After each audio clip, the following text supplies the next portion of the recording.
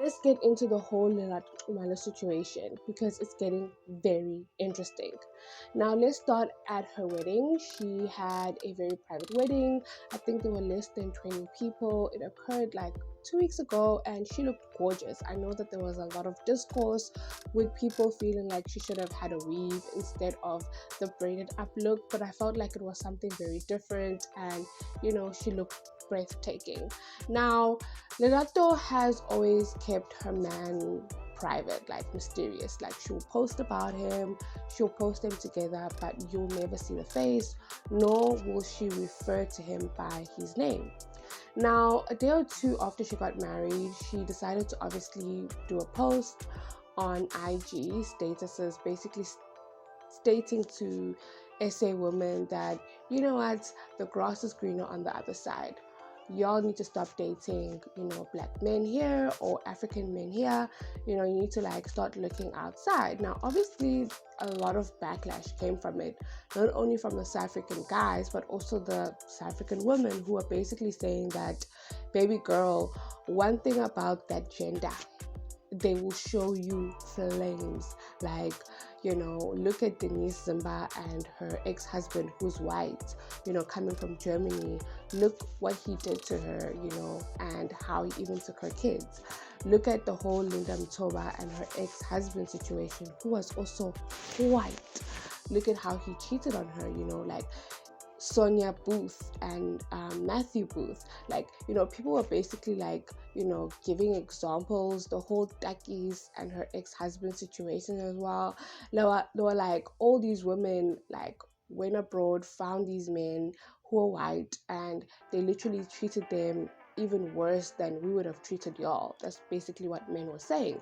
Now, I was understanding both conversations. I was understanding where Lerato Nxumalo was coming from. She was just basically saying, hey guys, you know what, if you're not having any success with the local men, try dating someone abroad. She's not saying that it's going to work 100%, but she's just saying that abroad, they're very much lenient, with the bag, and soft life. I think that's what basically she was trying to say. But I was also understanding where people were coming from by basically just saying that, listen, when you decide to date men abroad, you also need to be very cautious, of a lot of things. Like, if you do have kids, where you give birth is very important. If you are depending on this man like wholeheartedly, just know that if things hit the fan, you need to have something to like back up yourself or even your kids, example. Now, fast forward, obviously Musa Khawula gets into the conversation, and basically what happened is Musa Khawula got images of Lerato Nxumalo and her alleged person. He even got the name. He basically says that the name is Tobias Peterson. Now, what is interesting with the whole Musa Khawula, if you are not familiar with him and how he gets all this information, is that he is a blogger, right? And people know how big he is. They know that if he posts, it's obviously going to be spreading around. And I always say that all the information Musa Khawula finds out, he doesn't just find out by himself. Basically, people actually DM him and tell him this information. And these people are actually people who are close to the people which are being gossiped about. I'm going to give an example with the whole Lerato Nxumalo situation. You won't be surprised that she maybe posted the image with her and her partner maybe on her close friends, maybe her WhatsApp status, and obviously she had shared, his name and stuff.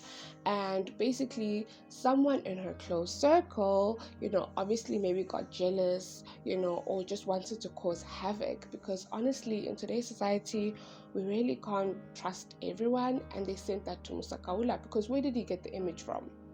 Where did he get the name from? Definitely, most likely, allegedly, from someone in her close circle.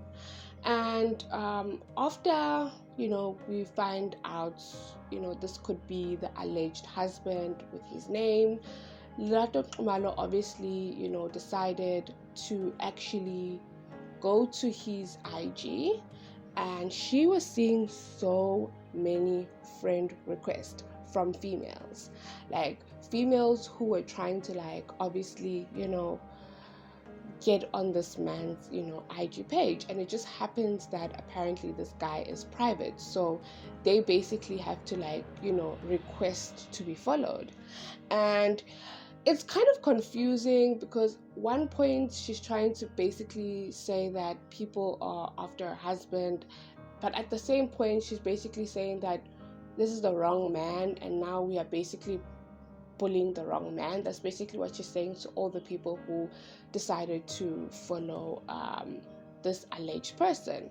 Now, on top of all of that, she obviously decided to release all the screenshots.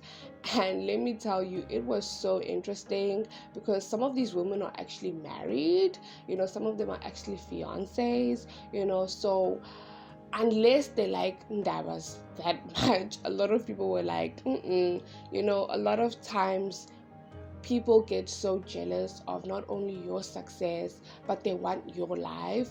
So people were basically saying that the reason why Lerato decided to obviously share these screenshots because she just wanted to showcase how malicious some women can be. Now, that's why they always say keep your stuff private. Hey, like, you don't need to like post that you got married, especially if you are still, keeping his mystery and you don't want to talk about his identity. She could have literally just said, hey guys, I'm now Mrs.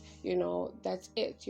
I've seen a lot of content creators who are able to separate their private life, from their content creation life, but obviously this is Lerato's life. She can do whatever she wants to, but it does give a conversation if she has any leg to stand on when it comes to actually, suing these people who all they did was literally just request to follow.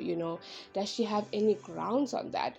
And now she's also coming for all the blogs who are speaking on this matter, but we do have like First Amendment rights where if you do post something on social media, someone will have an opinion about it. And that is basically what I'm saying with a lot of these content creators and social media, influencers, and sometimes even celebrities. They will willingly, share something on social media and then get upset when people like, do the other side of, content creation, which is obviously engaged in the content that you've taken out. But I definitely do understand her frustration and irritation because, guys, you can see this person wanted to keep this person private and then you decided to like go and request him.